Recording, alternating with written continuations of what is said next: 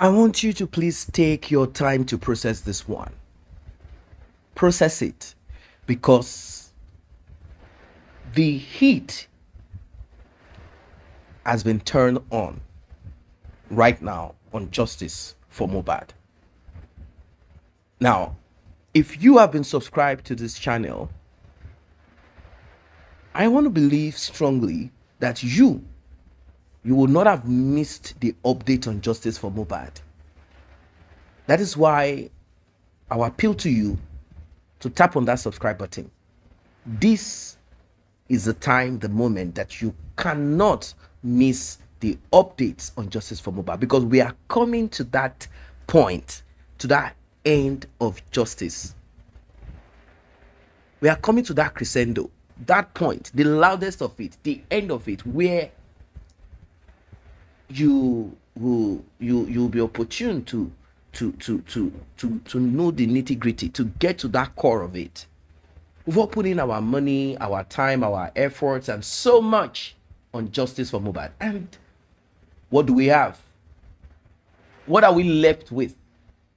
Well, recently, some strange occurrence, some strange things started happening that got a lot of people worried. They started asking questions. They want to know. And I don't blame them. Some lashed out in anger towards Mohbad's father. Some lashed out in anger towards the lawyer. Some lashed out in anger towards so many persons. In fact, somehow it seems as if Cynthia, the so-called widow, Wunmi, the so-called widow, it seems as if she got an holiday, sort of. That's because of the internal crisis. Well, in few minutes, you will get to see what you have not seen before. You will get to see what you have not seen before. It is excruciating, the pain of it. But then, like I've always said, we should congratulate ourselves for putting in time, effort, so much into getting justice for this young man, regardless of the amount of trouble, corruption, if I may put it that way, deceit. It's quite unfortunate.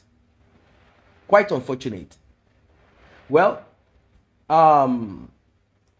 aside Mohbad's father putting out some utterances here and there and saying some inconclusive speech, well, also with the audio recording that got released and more that dropped, people have started putting out, like, leaking all that they have, and it will shock you beyond your imagination. Please like, share, tap on the subscribe button. Let's get right into it. Never be tested. Baba Tunde Fashola Toso Yani. Baba knows what he's doing, but at the same time, our loyalty never be tested. Motushimaso, Baba is under influence. We have seen the cabals. Baba Wadaruko. We know them. But the thing is, Adura, for me, we can only pray for him. That Kolon Muba, go shaking, go funny boya, go funny boy, the wisdom and knowledge, the understanding, the divine wisdom, understanding, to be able to, say no and stand firm. To be able to, go against, to damn all consequences. But yes, any do mashele, koshele, But pé mo nǹkan tó fẹ́ kí wọ́n sì kí ọgọ́gọ́ lélẹ̀. Mo gbọ́ tí ẹ̀kọ́ sọ pé bàbá ò lè ṣẹ̀wọ̀n, bàbá Imagine katonra wow. I'm not going to do much on that. Circumfiti so, stayetiti so. Wọ́n kàn máa fún wọn ní ọdún kan ni. Tó bá compromise díẹ̀ nìyẹn. Gbogbo àwọn petitions gba àwọn suits tó ti wà lẹ̀, wọ́n máa resurrect wọn. They will bring them back to life. Ẹ má gbàgbé o. Nobody is threatening Baba. Nobody is making Baba scared. Or nobody is trying to instill fear in his mind or something. No. No one is trying to do that, but we are only just being factual here. And we are only just feed forward in here. We are only just trying to project into the future that Baba, if this is not done, if this is done, these are likely repercussions. Uma so say Baba. If care is not taken, but I want to share one monokai. Because sound of everything. No one like that thing, no me do. On public submission with a lawless country. Yes. Ota Baba share one. So say with ease. Number one, because that country is lawless. One share with ease. This is a very simple case. Very, very simple case. Tí kò nídìí àtàwọn nínú. Tí ó bá ṣe pé country is lawless. Tí ó bá ṣe pé wọ́n fẹ́ fi owó ọlá, wọ́n fẹ́ fi gba ojú ẹni bàbá ni. Tí ó bá ṣe pé Wùmí ti fi bó ṣe máa ń sọ, wọ́n ní bó ti fi èèyàn ṣọ̀rọ̀ àbí kíní kan. Tí ó bá ṣe pé ó fẹ́yàn mímọ̀ ṣọ̀rọ̀. Bẹ́ẹ̀ ni màámi. Tí ó bá ṣe pé àwọn tó súnmọ́ bàbá gan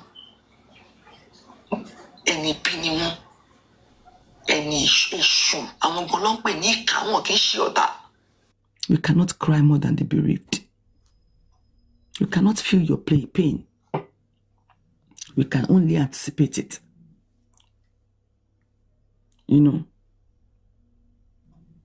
Of course, Kesong, I agree with you 100%. And Tebatusha Kesong, thank you for this comment. Hey, Woron, Tebalo Instagram page Wumi.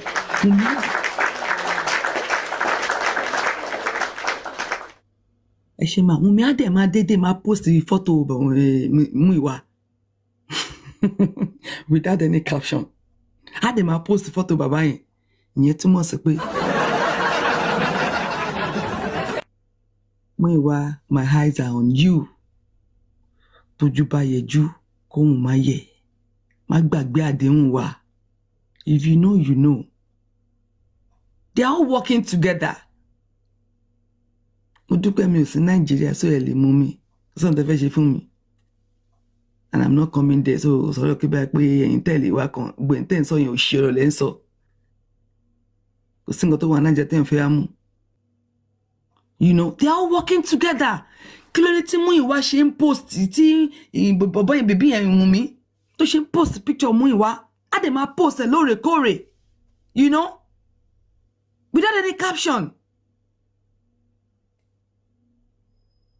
Without any caption. Yẹn túmọ̀ sí pé Muiwa tójú bá yẹjú kóhun má yẹ o. Má gbàgbé àjọsọ wa. My eyes are on you. And that now will now take me to where he said, Ìyàwó wa. Ìyàwó wa ta ni ìyàwó yín. They are all working together. Papa is whining and dining, even sleeping and talking with the enemies. Unfortunately, Baba de kọ́ mọ́rin wípé àwọn ọ̀mọ̀tá àwọn ju ọ̀rẹ́ àwọn lọ. Ọ̀tá ò ní kọ́ sórí. Like I always say, by their submissions, you shall know them. Ọ̀tá ò ní kọ́ sórí ọ̀rọ̀ ẹnu wọn. Lẹ máa ti mọ bí tí wọ́n belong sí. Muiwa is with them. They are working together. They are working together. The four cabals, the five of them now, they know themselves. They are all working together. Ó kàn jẹ́ pé common interest oníkálukú ọ̀tọ̀ọ̀tọ̀ ni. Interest oníkálukú ọ̀tọ̀ọ̀tọ̀ ni. But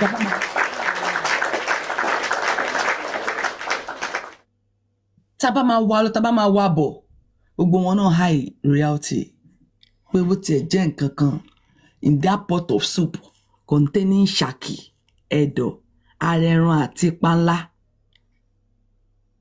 tí ẹja wà ń bẹ tó oríṣiríṣi wà ń bẹ nǹkan tí ogun ọ̀rọ̀ ni pé bó tiẹ̀ jẹ́ panla kan máa fi lánàá pot of soup tó ti wà cooked ẹni tó ti lọ sọ́jà Ọlọ́run má jà ṣàṣedànù kábíyèsí Ọlọ́run pot of soup Mohbad ti lọ sọ́jà ó ti ra ṣàkì ó ti rẹ̀dọ̀ ó ti ra gbogbo ẹ̀ ó ti ra ata ó ti sè é ó ti jiná kó wá bẹ̀rẹ̀ sí máa jẹ ni wọ́n dẹ̀mí ẹlẹ́gbọ̀dọ̀ àwọn kan wọ́n wá hide that pot of soup so gbogbo wọn ní kálukú wọn ló ní interest wọ́n fẹ́ pọ́nlá nínú ẹ̀ ní ṣùgbọ́n Ọlọ́run á mú wọn àdàbí tó bá ipò tó lọ ṣe Ọlọ́run tó mọ kọ̀kọ̀ tó mọ gbangba oníkálukú gbogbo tó oníkálukú bá ṣe ní kọ̀kọ̀ lórí J4M yìí Ọlọ́run á fi kẹ́ ní gbangba Ọlọ́run á fi kẹ́ ní gbangba for the critical thinkers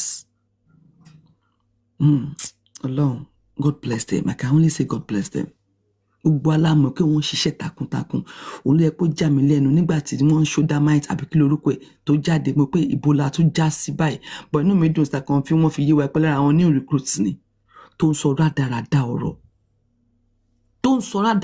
ọ̀rọ̀ but ẹjọ́ tó dé Ọlọ́run people will talk and say many things down the line almost 2 years now we should be able to discern the good ones, good submissions and the bad ones. And àwọn tó bá yẹ kó wọ́n fẹ́ sọ̀rọ̀ kó deadly tó fẹ́ fi gbẹnu sọ̀rọ̀ ó jẹ́ ká ti máa mọ̀ by now pé nǹkan tẹ́ni ń sọ lélẹ́yìí o ṣùgbọ́n wọ́n fẹ́ láàrọ̀ mọ́lẹ̀ ni ẹ ká mọ̀ nǹkan tá ń gbọ́ àwa gan mọ̀ torí ò ṣe ọ̀rọ̀ ni tí yẹn ń sọ yẹn ọ̀rọ̀ kọ́rọ̀ ni the critical thinkers they have done the best that anybody and ó kàn sad that ó wá jẹ́sìn ni bàbá rò pé àwọn guys ń lè sell àwọn ó jẹ́ nǹkan tẹ́ pé nǹkan tó bà nínú jẹ́ gidi gan bàbá critical thinkers àwọn gangan lè mérí as the Naira Marley in Mohbad's life God bless them ẹ ṣé gan. Oh no first bàbá Wùmí ti rí ẹbí yín tán èèyàn pa yín lọ́mọ ẹ jọ̀ọ́ bàbá ǹjẹ́ ìyá Wùmí àti bàbá Wùmí wá sí ìdílé yín wọ́n wá bá yín wọ́n wá kí yín pé ẹ pẹ̀lẹ́ kú ọ̀rọ̀ ọmọ ẹ̀yin wá rí àwọn critical thinkers tí wọ́n dúró tì yín láti joy káwọn èèyàn kan tiẹ̀ wá sọ wípé báyìí ni critical thinkers ṣe ó yẹ kẹ́ ẹ believe wọn kó wá di wípé wọ́n wá ní kẹ́ sign kan for your own favour for your own benefit torí ọmọ yín ló kú wọ́n wá ní ẹ sọ pé ẹ ní sign ẹ̀ well inú mi ti ẹ̀ dùn wípé àwọn kìtìkìtì wọ́n jáde síta wọ́n láwọn fẹ́ take several seats bàbá wọn kì í ṣe ọmọdé àwọn náà níyàwó wọn lọ́mọ ńlé wọ́n níṣẹ́ lọ́wọ́ wọ́n ní bíìlì láti san bó oníkálukú gbé sórí wọ́n á fún yín ládvice lé àwọn àṣelé wọ́n á ṣètò ẹjọ́ níbo ni Múyìwá wà níbo ni ìyá Gbóǹkan Rich Grace níbo ló wà táwọn pípù yìí tó máa ka odidi 900 page of PPC they will now bring out the review of it to work on. Ẹjọ́ níbo ni àgbẹ̀tẹ̀ ló wà l'Amẹ́ríkà yín ẹjọ́ níbo ló wà ń gbà yẹn àtàwọn tó wá sọ̀rọ̀ àǹdí yín sì tẹ́wá rò bá àwọn ni mẹ̀sáyà yín àti Erelú bàbá owó máa tán o èèyàn ló máa kù. These guys tried for you wọ́n ṣiṣẹ́ wọ́n dúró tì yín láàárọ̀ lọ́sàn-án lálẹ́ gbogbo àwọn host mo sọ àwọn host tó ti ṣọ́pọ́n lọ o wọ́n dúró tì yín. Ẹ worú voice note yín tí Arifan play yẹn. Ẹ wò bí àti Bukky bá gbọ́ tó bá jẹ́ ẹni tó máa ń bínú sódì inú á bì. Téèyàn bá wo the other side irú ẹ̀ lẹ tún ṣe fáwọn critical thinkers yìí tí ò dẹ̀ yẹ kó rí bẹ́ẹ̀ bàbá. Kò yẹ kó rí bẹ́ẹ̀. Àwọn tó sọ̀rọ̀ àǹdí yín nìsín ẹ rò bí àwọn ṣe yín ní favour wọn ṣe yín ní favour o. Ìgbẹ̀yìn ló ń dolóko àbí wàá lọ ṣe ń sọ Yorùbá yẹn. Tí everything tó bá ṣe DNA tó bá wá yí mọ́ yín lọ́wọ́ pé Mohbad ló ní ọmọ ìgbà yẹn lẹ máa mọ nǹkan tó ń jẹ́ ayé. Bàbá there is Ọlọ́run wà ayé wà Ọlọ́run náà dẹ̀ ló tún gbáyé lé wọn lọ́wọ́. Ẹ gbàgbé pé pásítọ̀ ní tẹ bá jẹ́ pé ẹ fi ẹ̀mí gbé kò yẹ kẹ́ ṣerú nǹkan tẹ ṣe fáwọn critical thinkers yẹn.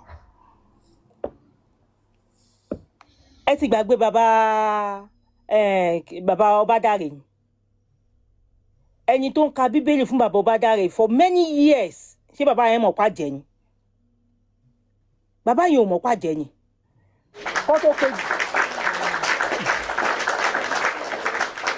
Kọ́tọ́ pé Jeremiah verse kìíní kan ó ti kà á.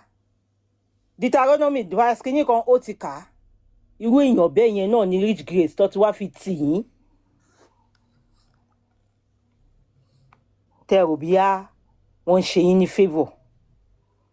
Gbogbo wọn ti gbọ́ tẹ́ bá kọ́kọ́ ẹ bá rántí látijọ́ tó ní Naira Marley ti wá sí inquest through Zoom tó ní ó ti sọ̀rọ̀ royalty. Ẹ̀yin ò rí container tí Rich Grace lọ́jọ́ tó wá sí live ni. Ó nígbà tó sọ̀rọ̀ tó lówó yẹn wà bí ó lóun wojú òun ní yes ọmọ dáadáa ni ẹ́. Bàbá wọn wá láti wá ṣe yín favour including your son wọn wá láti wá ṣe yín favour. Bó ṣe sọ fún yín títí náà nìyí nígbà tí ènìyàn ṣòro ẹ kọjálẹ̀ náà ni ọ̀ǹtìgbà tó bú yín lọ́wọ́ tán kẹ́ tó agree. Èmi ò gbàdúrà kí ti sáà nílé ìbú yín lọ́wọ́ o. Uncle ti ní we cannot cry more than believe. Àwa náà dẹ̀ ti ṣe kí ni àti ń wò yìí. Tẹ́ bá ló kún ó kún ni. Tẹ́ bá dẹ̀ ní kò kún náà ni. We are looking at you. À ń wò yín bàbá. Ìgbà tí Múyìwá tó wà ní Amẹ́ríkà bàbá wọn ò sọ fún yín pé lóyìnbó tá bá fẹ́ yá owó within one day àti gbà. Òun ò ṣe lọ sí báǹkì l'Amẹ́ríkà kó lọ bá yín yá owó toxicology kó lọ bá yín yá owó autopsy tó gbé GoFundMe jáde. Múyìwá tó bá bí ẹrẹ pẹ̀lú eyín òṣì ẹ tó yọ níwájú $8,000 wa tó kù nínú ẹ̀ tó bá ná ọ máa fi òkú ẹ̀ ránṣẹ́ sílé ni. Tó bá ná owó wa ìtókù owó gbogbo di owó tí wọ́n dáwó sí tó bá ná wò èmi ò ní ṣépè fún àwọn ọmọ ìtorí kò àwọn ọmọ òṣèmí ìwọ gọgọ ni tó bá ná Múyìwá wàá máa bọ́ àìsàn kan from one àìsàn kan to another ni. Ẹ̀yin lẹ wá lọ ń kó ọ̀rọ̀ sí bàbá yẹn lórí bàbá ẹ̀yin náà ń ṣọmọdé. Ẹ jẹ́ ká gbàgbé ẹ jẹ́ ká fi sentiment àwa Yorùbá tá máa sọ pé bàbá ò mọ nǹkan tí wọ́n ṣe ẹ jẹ́ ká gbàgbé gbogbo yẹn for now. Ẹ jẹ́ ká stop using sentiment. Èwo ni ẹ mọ nǹkan tẹ́ ń ṣiṣẹ́ jẹ́ ọmọdé ní ẹ̀ ń ṣọmọdé náà. Ẹ̀ ń ṣọmọdé ẹ̀yin lẹ́mọ bí tábẹ́rẹ́ ti ń gún yín. Àwọn tó ń sọ̀rọ̀ sí lẹ́nu tí wọ́n ọmọ kú lọ́wọ́ wọn ni. À ń sọ̀rọ̀ ọmọ ológo. Ẹ lè rí mọ́ ẹ lè bírú ẹ̀ mọ́ kò ń ṣépè. Ẹ wá ń listing sáwọn èèyàn kan àwọn tó wá ti ń jà fún yín. Ọ̀rọ̀ yẹn tóbi gan o bàbá ọ̀rọ̀ yẹn wúwo. Ọ̀rọ̀ yẹn wúwo. Àwa máa sọ fún yín o ṣe rí sàn yín o. Ó ṣe kéèsì DNA kan o. Wọ́n ní ọmọ 4. Wọ́n ní kó wá ṣe DNA wọ́n sọ di 3. Wọ́n ní kó wá ṣe DNA wọ́n sọ di 2. Wọ́n ní kó wá ṣe DNA ẹyọ kan náà sàn yín yẹn o. Pẹ̀lú èèyàn kan tó ń bá ṣe iṣẹ́ DNA Fọlá kò rí DNA ṣe o up to today o sàn yín ò jẹ́ kó ṣe DNA o. Ọlọ́run dẹ̀ ṣeun pé Àlájì ò kú o Àlájì wà láyé. Tẹ́pá Àlájì ti kú bí Ọlọ́run jẹ́ ká Àlájì kú bí Mohbad yìí náà ni bí wọn bá yí nǹkan mi lé ìyàwó lọ́wọ́ ni. Bàbá tí wọ́n bá sọ fún yín pẹ̀yìn lẹ́ni ọmọ eyín kúnlé tó gbé dání tó bá lẹ́yìn lẹ́ni tẹ́yìn náà sọ pé ẹ fẹ́ràn ọmọ kọ́mọ wọ́pọ̀ òun lọ fẹ́ màá sọ fún yín pé ọmọ ilé tẹ fẹ́ wọ́pọ̀ mọ́ fámìlì yìí eléyìí ò ń ṣe fámìlì yín o because ọmọ yín gan ti fi kọrin ẹ̀yin náà lẹ kọ wípé tí nǹkan bá ń ṣe tí nǹkan bá ń dùn kó fi kọrin ó dẹ̀ ti fi kọrin fún yín tẹ bá wá jẹ́ kí wọ́n yí mọ́ yín lọ́wọ́ ó kù yín ó kọ ẹlẹ́dàá yín ó kọ ọmọ ó kù Mohbad náà fún yà báyìí mo ṣe máa sọ Yorùbá ó kù yín ó kọ ẹlẹ́dàá yín pẹ̀lú ẹ̀. How can you agree with those people kẹ wá fi àwọn critical thinker kẹ wá fi wọ́n sílẹ̀ bàbá ọ̀rọ̀ yẹn dùn so many people ó dùn so many people. No problem àdẹ̀tí àwọn critical kí ló pè wọ́n náà o royalty thinker no wàhálà 10% ọ̀fẹ́ fún yín bẹ́ẹ̀ Ọlọ́run á jẹ́ ó bá yín lọ́wọ́ o Ọlọ́run á jẹ́ kó mú yín lọ́wọ́ Ọlọ́run jẹ́ kí wọ́n rán ọ̀tá yín débi tẹ́ pé ẹ̀ ti nílé ná 10% yẹn gan 10% yẹn ẹ̀ nílé ná ṣẹ́ra àwọn tó sọ̀rọ̀ àǹdí yìí àti sáà níyìn náà bàbá sáà ní fracas ní sáà níyìn ẹ jẹ́ ká tètè máa láyé yín sáà ní táwọn fracas tó wà lórí Facebook tó ń lò ó ní lọ́ọ̀yà yín ó ní sáà níyìn tó bá sọ yín pé òun ò kí ń wo social media òun kì bàbá ńláàárọ̀ ni o sáà ní fracas ní sáà níyìn mú ìwà náà ló kúkú bá yín mú wa gbogbo nǹkan òun ṣe lórí alábàáhùn mú ìwà ẹjọ́ ta ló pọmọ yín ẹbí náà ló pọmọ yín àwọn wo lẹbí Wùnmí Àdúrà Dàróṣà àtìyá ẹ̀ àwọn wo ló tún fẹ́ pọ̀ tàtẹ̀yìn náà nísìn mú ìwà àtàwọn extended family yín bíi Rich Grace Erelu PR yín àtàwọn tó kù bàbá tí wọ́n bá tì ń dé débi tó yẹ kí wọ́n tì ń dé ẹ ní réèyàn kankan lẹ́yìn mọ́ nǹkan tí wọ́n ṣe fún ọmọ yín tó fi yọ jáde ńlẹ̀ Naira Marley nìyẹn nígbà tó wá dé àárín agbami ó wo wájú ó wo ẹ̀yìn ó wo ọ̀tún ó wo òsì kò réèyàn kankan mọ́ Ọlọ́run jẹ́ kí ọ̀rọ̀ tí yín kó rí bẹ́ẹ̀. èmi ò sí kò sí anytime tí má gorí platform nísìn èmi ò wá láti wọ́n máa sọ wípé bàbá ẹ jọ̀ọ́ èmi ò bẹ̀ yín mọ́ o èmi ò bẹ̀ yín mọ́ nǹkan tó bá wù yín kẹ́ ṣe ètò ogun ara yín gbé little one ni àwa táwa ń bí la lè ṣe a dẹ̀ ti ṣe tá lè ṣe ìtókù ó kù sọ́wọ́ yín ẹ ṣé host thank you so much. ẹ ṣé mà. comment kan tí mo tún tẹ sọ pé. sista títí 1 minute mà ẹ jọ mà sista Yẹmí ẹ jọ̀ọ́ jẹ́ kí máa drop ọ̀tá yín.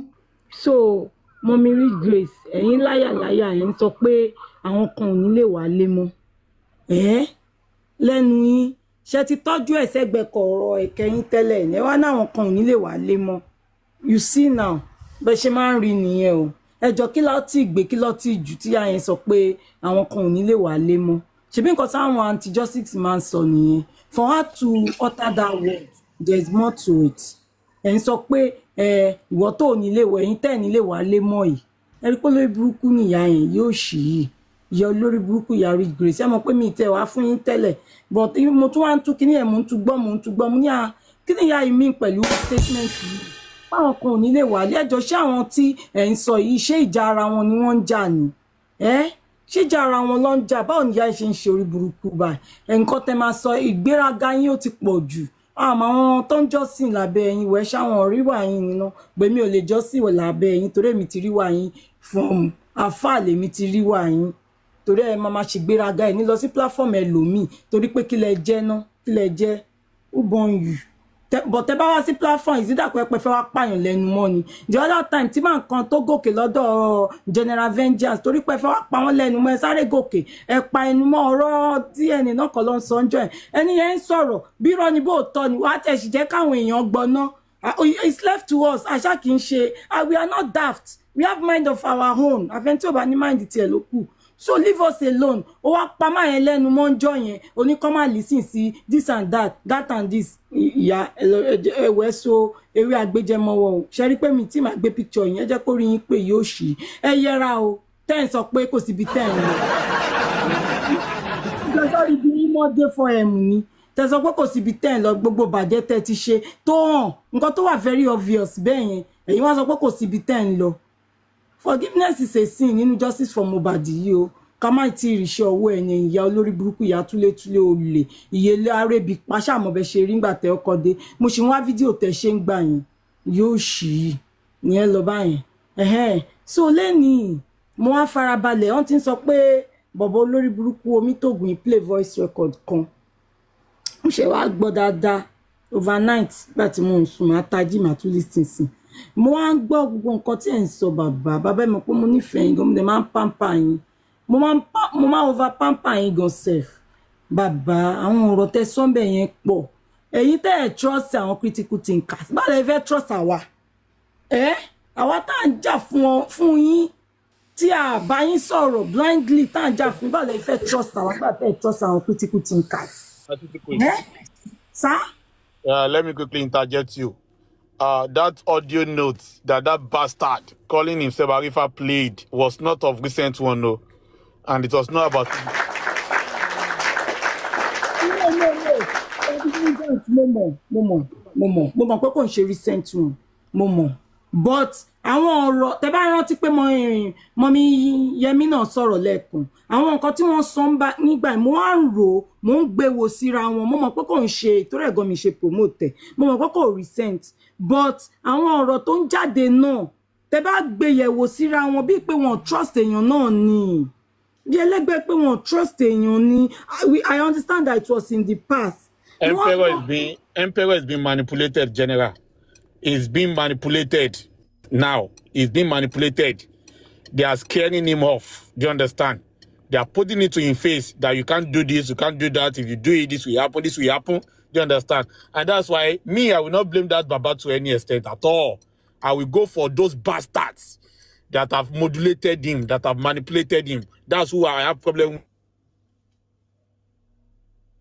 Okay, sir, I understand. Okay, sir, I skip ubeyin. But, Baba, ẹ do the needful. Kó ọ̀rọ̀ wa má dàbí wọ́n ní àjàǹjà kìíní kan níta ló ń jà lẹ́ńkúlé òun. Ṣé mọ̀ pé at the end of the day náà, ṣé mọ̀ pé títí yín làwọn critical thinkers yìí tí yín lọ ń ṣe. Tẹ́ bá kúkú gba justice yìí náà nínú yín máa dùn. Inú Mohbad náà dẹ̀ máa dùn. Owó wọn lọ́pàpọ̀, right? Tí wọ́n fi ṣe kínní. Wọ́n ní reserved money lọ́wọ́. They didn't even use it. I credited them for that. They didn't use it. Tó bá jẹ́ ṣé Wùyọ̀mí yẹn kò tẹ́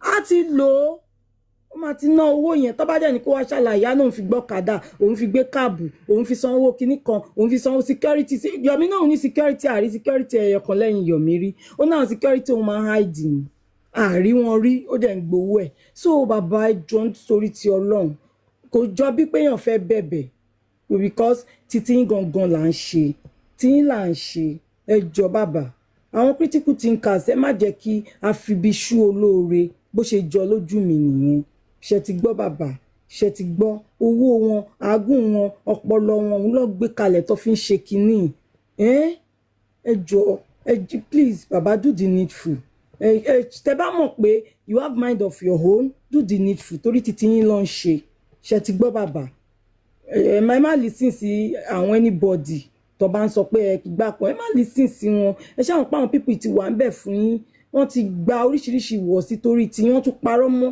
Young Daddy nígbà yẹn Honorable Young Daddy tí wọ́n parọ́ mọ́ pé ìyàwó ẹ̀ lè síta ṣe bó lórí burúkú Arífà yìí náà òun ló ń parọ́ yẹn ń gbà yẹn ẹ jọ̀ọ́ bàbá gbogbo wa láti fara gbọ́ ọgbẹ́ torí títí yín torí Ọlọ́run ẹ ṣe the needful thank you.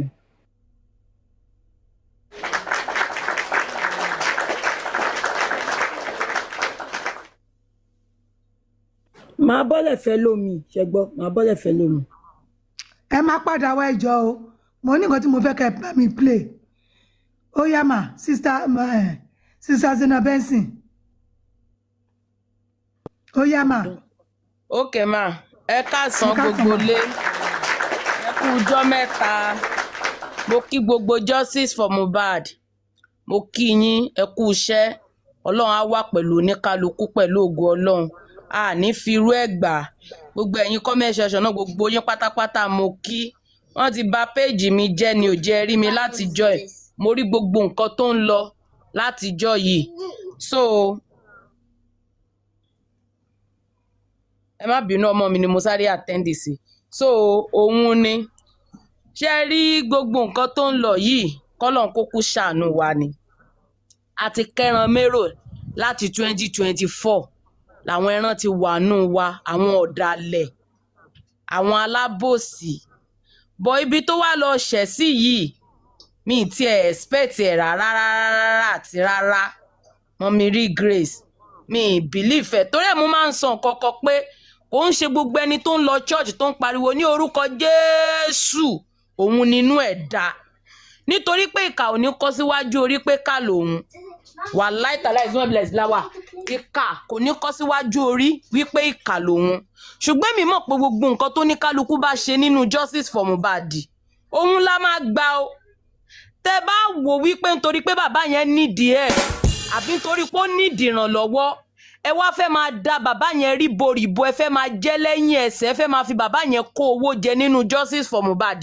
ní tó ṣẹlẹ̀ sí bàbá Mohbad á ṣẹlẹ̀ sí gbogbo ẹ̀yin tẹ́ ẹ fẹ́ kí bàbá yẹn kó ní ìfọ̀kànbalẹ̀ kó fi ìrọ̀rùn kó fi wá justice fún ọmọ ẹ̀ kí ìlérí Olúwa kó dẹ̀ lọ kó lọ sùn kí ìlérí Olúwa kó lọ sùn nítorí pé Mọ́mì rí Grace àgbàlagbà níyìn abiyamọ níyìn ẹ bímọ ẹ pera yín ní Christian mo rí fídíò yín kan táwọn blogger tó ń post tẹ́ ń sọ pé adultery níyín àdọ́kínní kan níyín ẹ dé jókòó sórí platform ẹ máa píṣì fún wa tí bá dórí péjì yín báyìí wọ́n á máa ṣe wáò láláì mọ̀ pé oró inú yín gan ó ju tejò lọ ṣùgbọ́n mi mọ̀ wípé kò sí téèyàn bá ṣe láyé yìí téèyàn ò ní gbà kò sí téèyàn bá ṣe láyé yìí téèyàn ò ní gbà because I don't understand ṣé nígbà tí Mohbad ò ti kú ṣé gbogbo ẹ̀yin tẹ́ ń fi òkú Mohbad yẹn tẹ́ fi ń kó owó tẹ́ ń gba owó lọ́wọ́ àwọn èèyàn ṣé ẹ̀ níṣẹ́ tẹ́ ń ṣe tẹ́lẹ̀ tẹ́ fi ń bọ́ra yín tó ṣe wá jẹ́ pé inú Jfm yìí ẹlòmíì fẹ́ ra mọ́tò ẹlòmíì fẹ́ kọ́lé ẹ máa control bàbá yẹn ẹ sọ bàbá yẹn di rùmúùtù bàbá yẹn ò ní mọ nǹkan tẹ́pọ̀ àwọn gan wọ́n lè dáṣe fúnra lára wọn ẹ ń gbàbọ̀dè ẹ ń gbà bọ̀dé ẹ ń sọ nínú fídíò kan náà pé tí bàbá Mohbad bá ṣe kinní kan ẹ pa bàbá Mohbad tó rán ti fi ẹ̀mí yín sí danger ṣé bàbá Mohbad yín fight yín sínú Justice for Mohbad ni ṣé bàbá Mohbad yín fight anybody ni ṣé báwo pé kírú ẹ̀ má ṣẹlẹ̀ sí kó ṣé ríjà tá ń já yẹ akẹ́kọ̀ọ́ rò pa ń jà fún bàbá Mohbad ni à ń jà fara wa tó rà mẹ́ntírú ẹ̀ máa tún ṣẹlẹ̀ sí àmọ́ ẹni tírú ẹ̀ tó máa ṣẹlẹ̀ sí kò dẹjá bẹ̀rù Ọlọ́run kódà àwọn alábòsí dẹ̀ ṣì pọ̀ láàrin wa mọ́mì mi àwọn ọ̀dàlẹ̀ ṣì pọ̀ láàrin wa bódà bí tá a dúró sí wọ́n wà láàrin wa àmọ́ wọ́n ní ṣùgbọ́n lẹ́yìn ọ̀kọ̀ọ̀kan nílérí Olúwa ni ó mọ fi wọ́n sẹ́sìn ni ó mọ tú wọn láṣìírí àṣírí wọn ò ní bò mọ́ nítorí pé èyí náà jẹ́ àfojúsùnùkùn wò náà ládùúrú gbogbo àwọn èèyàn ńláńláńláńlá àwọn èèyàn tó ní voice tó wà nínú Justice for Mohbad tó dìde ìrànlọ́wọ́ fún bàbá Mohbad tí o bá ṣe pé àwọn ọ̀dàlẹ̀ wà láàrin wa láti 2023 ni ó yẹ kí ọ̀rọ̀ dé èmi ní DNA test tí ó ikú tó pa Mohbad ó yẹ ká ti rí ṣùgbọ́n àwọn alábọ́dé tó dẹ sáàrin wa ẹ worú àwọn làgàtà yẹn náà àjọ bẹ̀rẹ̀ ní 2023 ni o láláì mọ̀ pé làgàtà náà wọ́n sẹ́ẹ̀tì wọn sáàrin wa ni gbogbo information tó bá gbọ́ bí bàbá Mohbad ṣe fẹ́ rìn gbogbo bí bàbá Mohbad tó débi tó ń lọ báyìí wọ́n ti tẹ́lẹ̀ ẹ̀bẹ̀ Ọlọ́run ó fi yín sẹ̀sìn àgbáyé àmọ́ Mọ́mì rí Grace Kristẹni nìyín Ọlọ́run bá gan sọ ó ní òun ò fẹ́ ikú ẹlẹ́ṣẹ̀ bí kò ṣe pé kó ronú pìwàdà tẹ́ ẹ bá ń bá a lọ báyìí Ọlọ́run jàtúbọ̀tán yín ó dà mí ní fi gbogbo ẹnu sọ̀rọ̀ torí èmi náà mo ní irú yín níyà ṣùgbọ́n ẹ jẹ́ ká bẹ̀rù Ọlọ́run bàbá yẹn ń dààmú àwọn èèyàn náà ń dààmú ẹ̀yin wá ń sọ pé àwọn kò lè wálé ṣé bí irú àwa tá a sì Nàìjíríà yìí lẹ́ ń sọ pé a lè wálé tá a bá wálé ẹ pa wá tá a bá ti wálé kẹ́ ẹ pa wá tẹ́ bá ti wá pa wá tẹ́ bá ti lè jòkú wa ẹ ní jèrè ayé ẹ ní jèrè ọ̀run gbogbo ẹ̀yin tẹ́ ẹ dúró nídúró pé àwọn tó wà ní outside country tó ń sọ̀rọ̀ nítorí ikú ìlérí Olúwa yí pé wọn lè wá sí Nàìjíríà tá a bá ti wálé tẹ́ ẹ bá ti pa wá sí airport àbí kẹ́ wá ká wa mọ́lé kẹ́ wá pa wá àwọn ọmọ yín báyìí wọ́n mọ̀ fi kú ká wọn mọ́lé ni ẹ̀yin olórí burúkú ọ̀dàlẹ̀ kí ló fún yín ní insurance pa lè wálé ẹnu la máa fi sọ ìdí la máa fi jókòó ẹ fẹ́ pasán ni ẹnu láì sọ ìdí báyìí láì àfìdí rẹ̀ sórí àpótí ni ní kíni ẹ̀yin olórí burúkú ẹ ti ní kọ́ àti ìṣe tá a fẹ́ wálé ni tá a bá ní tá a fẹ́ wá ṣe ní ẹni tó bá ní property tó bá fẹ́ wá ṣe kọ́lé tó bá fẹ́ wá wẹ̀ bí ẹ̀ ó máa wá sí Nàìjíríà ajáde apààyàn ni ṣáájà lẹ́yìn tẹ́ wà Nàìjíríà gan tẹ́ ń fẹnu wúlé gan wọn pa yín wọn gbé yín kí wá ní títí wa pé tá à nílé wálé ẹ mọ̀ bí tó ń kálukú forí ara ẹ̀ náà pamọ́ sí dẹ̀ mẹ́ni tó ní kálukú náà mọ̀ so ká ẹ jókòó ara yín jẹ́ mọ́ mi rí Grace lọ́jọ́ kìíní àná tó fẹ́ mọ́ bu yín lọ́dọ̀ àwọn olórí ẹbí àwọn èèyàn ká mú wọn dàpọ̀ kọ́mẹ̀ntì bu yín kọ́mẹ̀ntì ẹ máa gba wájú ẹ máa gbẹ̀yìn kí ló dé ṣe fẹ́ dóko bàbá Mohbad ṣe fẹ́ represent ìyá Mohbad inú ayé bàbá Mohbad nítorí pé kò tiẹ̀ yé wa ẹ máa kó gúrùpù òfòjọ gúrùpù àdánù tẹ́ máa lọ máa kẹnubọlẹ̀ tẹ́ máa lọ máa gbowó owó òfòwò gan lẹ̀ ń gbà káàkiri náà owó òfòwò gangan lẹ̀ ń gbà káàkiri náà ọmọ ọlọ́mọ ń bẹ́ẹ̀ bí tó tẹ sí Mohbad ti pé 2 years báyìí tó ti kú ọ̀rọ̀ ọlọ́mọ bá yín ṣe ń torí pé péjì mi tó mọ̀ bàjẹ́ mọ̀ ni gbogbo bí rògbòdìyàn péjì mi yẹn tí má fi kọ́mẹ́ǹtì gbogbo ìgbà tí rògbòdìyàn tí má kọ́mẹ́ǹtì ẹ̀ lè rí kọ́mẹ́ǹtì mi tí má sẹ́ndì request ẹ̀ lè request mi wọ́n ti kọ́wọ́ bọnú péjì mi wọ́n ti report péjì yẹn pa wọ́n ti report ju péjì yẹn pa ẹ wá ń ṣe rádaràda nínú Justice for Mohbad ẹ ti ẹ jẹ́ ká fẹ́ mọ̀ trust ara wa gan mọ́ tá láàmú tá tún fẹ́ trust nínú Justice for Mohbad yìí ná tá la fẹ́ trust nínú Justice for Mohbad yìí ná àwọn tó ti wà ńbẹ̀ tó ti fara ṣiṣẹ́ bí irú àwọn lady kan fún àwọn kú Benjamin tẹ́ pé wọ́n ṣẹ́rí ṣe fẹ́ kí iṣẹ́ ṣú wọn ni mọ́mí rí Grace á lè pàtàgbà tẹ́ wọnú Justice for Mohbad o ẹ má bínú mà á lè pàtàgbà tẹ́ wọnú Justice for Mohbad wà láìtàlẹ́ ẹ̀sọ́mílẹ̀ lẹ́sìláwà so kẹ́ ẹ tẹ̀ jẹ́jẹ́ yé gbàbọ̀dè mọ́ kí ló dé wọ́n wá rán gbogbo yín àwọn Wùmí ẹ wo orú Ìyábọ̀ Òjó nísìn wọ́n ti lọ já dúró sí Amẹ́ríkà Ìyábọ̀ Òjó travel kò pẹ́ tó bá yẹn ní UK rí kò travel rí kó pẹ́ tó bá yẹn ẹ̀yin ọ̀dàlẹ̀ ẹ̀yin olórí burúkú owó máa tẹ́ èèyàn ló máa kú wà láìtàláì ìjọ́mọ ènìyàn ó ṣe kókó nílé ayé ẹ̀ tí ẹ̀ fi Mohbad ṣírú ọmọ yín àbábúrò yín ṣáwa tá ń pariwo tá ń fẹ́ fún tá ń forí àwọn ọmọ wa gbèpè tá ń forí ara wa gbèpè tá máa gbé píṣọ̀ wa ṣáwa ò nẹ́bí ni ṣáàtọ́mọ́ Mohbad ni àtọ́mọ́ Mohbad náà àtọ́mọ́ Mohbad ẹ jẹ́ ká bẹ̀rù Ọlọ́run àwọn èèyàn ń ṣiṣẹ́ nu Justice for Mohbad ẹ má fiṣẹ́ sú gbogbo àwọn hóòsì ẹ má fiṣẹ́ sú àwọn hóòsì wọn ò gba owó lọ́wọ́ bàbá Mohbad wọn ò gba owó lọ́wọ́ anybody oníkálukú ń ṣe nítorí pé abiyamọ ni wọ́n ni oníkálukú ń ṣe nítorí pé àwọn náà bímọ wọ́n dẹ̀jẹ̀ lọ́mọ lórí wọ́n dẹ̀ gbàdúrà pé káwọn jèrè ọmọ wọn gbàdúrà pé kán ṣiṣẹ́ bí bàbá Mohbad kán má jèrè ọmọ bí bàbá Mohbad ò ṣe jèrè Mohbad gbogbo ìwọ tó bá ti wá gbàdúrà pé kó o ṣe wàhálà lórí ọmọ kó o má jèrè ẹ̀ ìwọ ni kó o má gbàbọ̀dé kó o má jẹ bàbá Mohbad lẹ́sẹ̀ ẹ máa yẹn súnmọ́ bàbá Mohbad ẹ dẹ̀ máa gbàbọ̀dé ẹ máa yẹn wà pẹ̀lú bàbá Mohbad ẹ máa gbàbọ̀dé pẹ̀lú bàbá yẹn ò wá ṣé bàbá yẹn wá òkè ńgbà bàbá yẹn kọrin gbogbo àwọn kan ń bínú àwọn náà forin bú àwọn ńgbà bàbá sọ pé òun ò mọ̀ ta òun ò mọ̀ rẹ̀ ṣé bàbá yẹn parọ́ báyìí ṣé bàbá yẹn parọ́ kí ló dé táwọn èèyàn tẹ́ bá rí opportunity báyìí pé èèyàn wà vulnerable báyìí ẹ fẹ́ take advantage ni ẹ má bínú pẹ̀lú English yẹn ẹ clean fóònù yín kó má bàa bẹ̀ ẹ fẹ́ take advantage ni ẹni olórí burúkú alátẹnujẹ torí owó wọ́n ti gbówó wọnú Justice for Mohbad báyìí ẹnu wa ò kò mọ́ kó ń ṣe bá a ṣe bẹ̀rẹ̀ lélẹ̀ àtẹnujẹ ti báyé ẹlòmíì jẹ́ wọ́n bá ti wọnú DM yín tó ti yín ẹgbẹ́gbó ẹ wà lọ́mọ ta information Ọlọ́run ó tari ayọ̀ àwọn ọmọ yín yóò mọ ta síta báyìí ni tẹ́ ẹ bá jáwọ́ nínú ìwà ọ̀dàlẹ̀ tẹ́ ẹ bá yẹn fẹ́ mọ bà Justice for Mohbad jẹ́ ẹ fẹ́ torí pé tá a bá rí di ikú tó pa Mohbad gan àwa go lè nẹ́nu ọ̀rọ̀ tí n bá jẹ́ mi ọmọ yẹn Justice orí burúkú wo lẹ̀ ń wá káàkiri for 2 years tẹ́ ẹ̀rí ikú tó pa lórí o àdèmọ́ adé tó bá yàn ní rí Justice ẹ̀yìn yín báyìí láti rí á jẹ àkàrà yín báyìí tá a mọ celebrate pé ìlérí Olúwa ó gba Justice á jẹ àkàrà yín báyìí ni ẹ̀yin olórí burúkú ní tí ò jẹ́ Nàìjíríà ò mú forward nù ẹnu wa ò kó sẹ́nu àgàgà Yorùbá àbòsí kẹnu bọ́lẹ̀ tẹ́ńbẹ́lẹ́kú ká gba nǹkan ti lọ́wọ́ ìjọba ó ti báyé wa jẹ́ Nàìjíríà yẹn but we stand for this one we must see the end yo we don't know the end àwọn go ne neseme àbí Wùmí tó rán yín ṣẹ́ga àbò fẹ́ ṣòfò dànù kò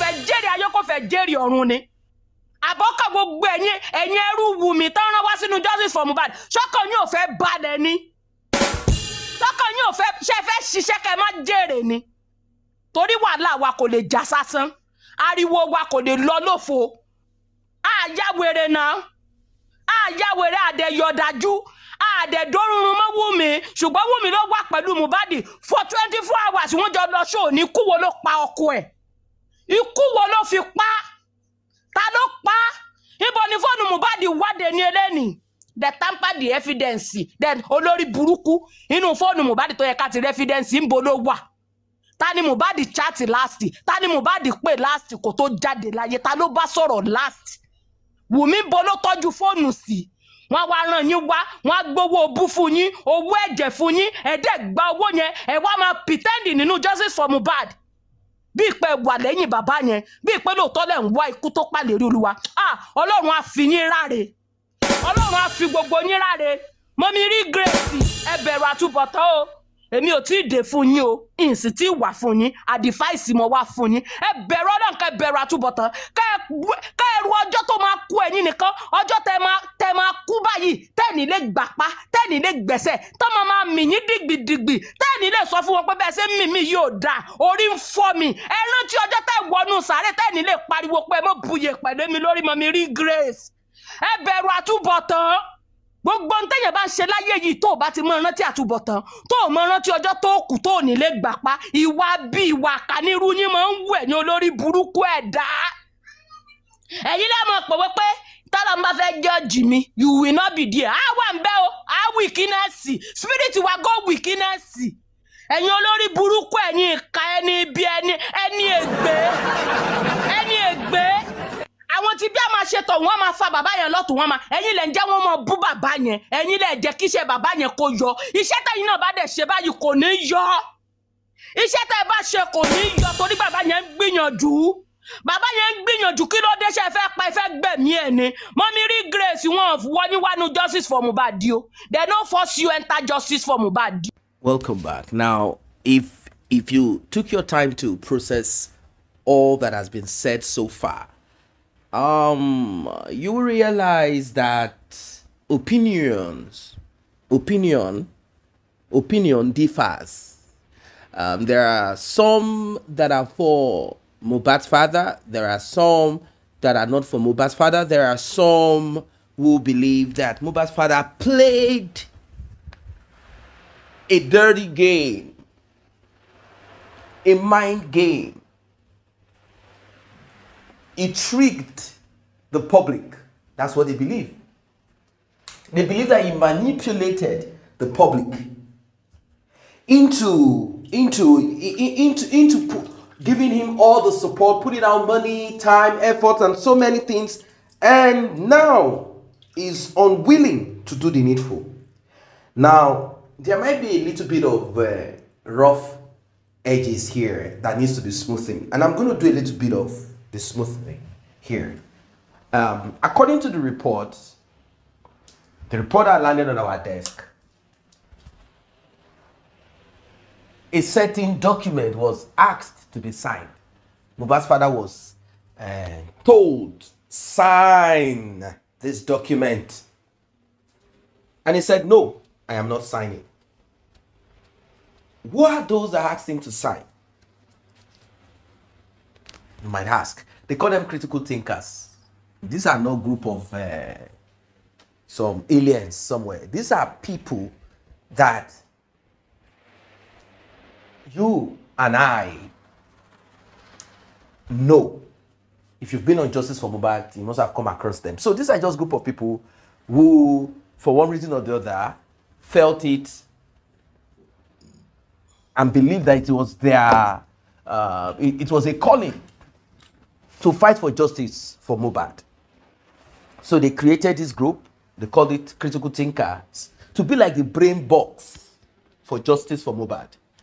These are the people who will sit and look at the challenges, look at how to manage Mohbad's father's image, what to cover, what not to cover, what to, all of those little bit of, just look at them as the CIA. Look at them as the CIA. So they were the ones executing, and they are the ones that was, okay, you know what, let's go to the public now. Let's, okay, let's find a way to get donation, this and that. Let's speak to this person. They know that we are the critical thinkers. So whatever we say, they are going to join us as one voice, and then we will tell the public this is what is needed. We'll have the motion, and if there is any image to be repackaged, we'll do it. It's fine. Let's just do what we need to do. These people are called critical thinkers. They are the ones that make people think, believe that Mohbad's father is a righteous man that needs to be helped. They call them critical thinkers. Yeah, critical thinkers.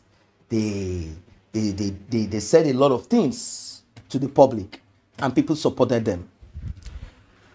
Don't forget that we have one man that a lot of people probably call 7060 man. You know him, the man that came up with a similar idea that the critical thinkers are coming up with right now. Yeah, you heard me. Critical thinkers are coming up with an idea, and that idea seems to presently sort of align with the kind and type of, you'll be shocked, the kind and type that 7060 man came up with. Yeah, for real.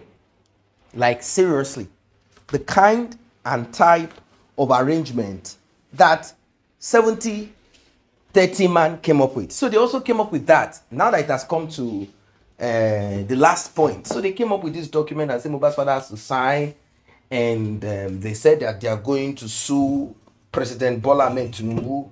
They are going to sue this person, sue that person. The man looked at it and he said, no, I ain't going that way, that route.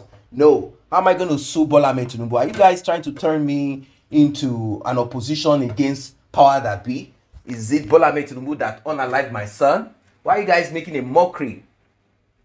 They want to sue Bola Ahmed Tinubu. Like, then they said number 25. That's where Cynthia, who is supposed to be at the forefront of it. Cynthia, that's where Cynthia is supposed to be. They put Cynthia behind the scene.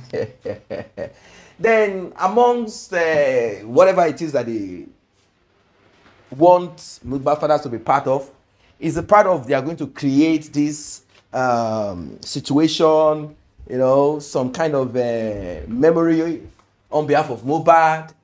You know what that means. So they are going to create this kind of NGO, or a kind of something that people will keep donating to. That will be funded, sort of. Same as 70-30 man. So they said they want to create that too. And a lot of things will be created on behalf of Mohbad. This is what critical thinker. They sat down, and Mohbad's father looked at it. Being a man who wants to be in control, he wants to be in charge of funds. Now to be presented with this, to him, it's like a no-no. Like, no, I ain't signing nothing. This is not what I'm interested in. Why don't you guys give me the money? Yeah, I said it times without number. Give me the money. Give me the money. Put it in my bank account. He said, you guys didn't put the money in my bank account. You guys are not saying the money will be in my bank account. You are not making me the head of it. And then you're expectant that I'm going to put pen to paper. And you guys are saying, if I don't put pen to paper, to agree to these terms and conditions, to agree to what you guys want to do with my son's justice, that that's the end of it. No donation. And he said, to hell with anyone. If they are not donating, it's fine. That he's not going to put pen to paper. Said it's not signing nothing. And that's the end of it. I'm not signing. I'm not going to sign. Whatever wants to happen, whatever will happen, let it happen. I'm not signing anything. That's where the problem started. I mean, this is when, you know, It became a critical issue. It became a big issue. It became a tough one. It became problem. A lot of problems. So, since it has become this, and it seems there is no way out,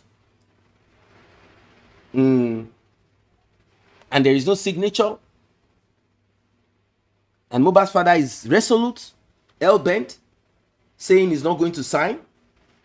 They said, all good, all the same. You don't want to sign, so be it. Let it be. No problem. Don't sign. Keep your signature. Keep that signature. Keep it to yourself. Don't sign. We are okay with it. But you get no money, no donation coming from anybody to you. Then he went to his lawyer and said, look, they said I will not get money.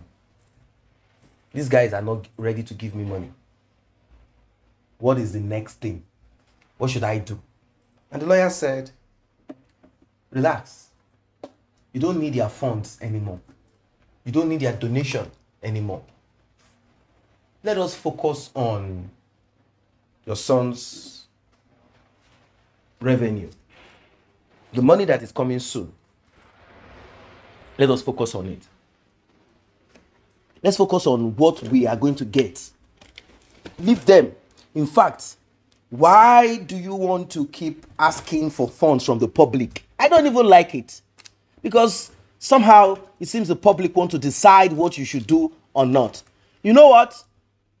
I think I've collected enough from you. Let me go pro bono. Let me do it for free. Partially. When money comes in, you will pay me. Let's work on Mohbad's money. Let's work on it. Let's get the funds. Let's get the cash. And here we are, ladies and gentlemen. Mohbad's father came out. He spoke in a way that got people upset. Got people more upset, like, how dare you? You played us. So this audio recording, this is what you are. So you were playing us. Like you're a trickster.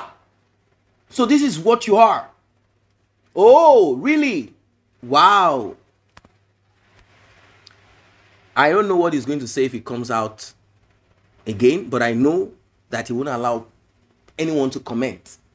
Meaning he won't bring people up to ask questions or whatever. He doesn't want anybody to say, because he knows what time it is. He knows that whatever will come out of the mouth of people towards him is going to be, it's going to be hellraiser. He knows fully that whatever it is that is going to come out of the mouth of anybody at this point, at this time, is going to be a whole lot of hellraiser. So he will be careful, very much careful. He won't want to allow people to comment, you know what I mean? He won't allow people to comment and say certain things. He will just kind of keep mute and be like, no, you guys cannot say anything to me. I have concluded, after all, it's my son that passed away and not your son. And the last time I checked, Mohbad is Aloba and not whatever you guys are. So just chill. Let it flow the way it is. Don't put too much into it.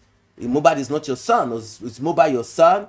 So all of these utterances and got people to realize that what he said in his leaked audio is for real. He said, Mohbad is not your son at the end of the day. How dare you guys think you can control me? You think I'm stupid? I'm not dumb. That I'm playing a little bit of calmness, or I'm acting like I don't know nothing does not mean I'm stupid. These guys think I'm stupid. Then he used derogatory words towards some of those guys. He used derogatory words. He called some of them fools, mad people, rubbish people. He said some things that, it sparked that thing in so much, in many people. It sparked them.